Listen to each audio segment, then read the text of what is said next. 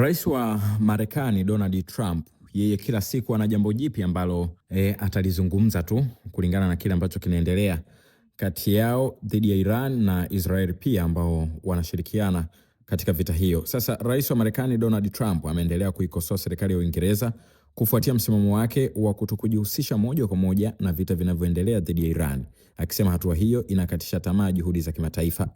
Kauli hiyo imekuja baada ya Waziri Mkuu wa Uingereza Keir Starmer kusisitiza kuwa nchi yake haitajiingiza katika vita licha ya kuendelea kushirikiana na washirika wake kutafuta suluhisho la pamoja. Akizungumza na waandishi wa habari jana Jumatatu, Machi 16, 2026, Trump amesema hafurahishwi na msimamo wa Uingereza, akiongeza kuwa taifa hilo lilipaswa kushiriki kwa nguvu katika juhudi za kufungua njia muhimu ya usafirishaji na mafuta ya mlango wa Hormuz. Uingereza ilipaswa kuwa mstari wa mbele kwa hamasa kubwa. Kuna baadhi ya nchi zimenikatisha tamaa sana, amesema Trump. Kwa upande wake, Starmer alisema Uingereza inaendelea kufanya kazi na mataifa mengine kuandaa mpango wa pamoja na wenye tija wa kufungua tena mlango huo muhimu wa usafirishaji wa mafuta duniani. Nini maoni yako? Shiriki nasi kwenye comment hapo. Asante.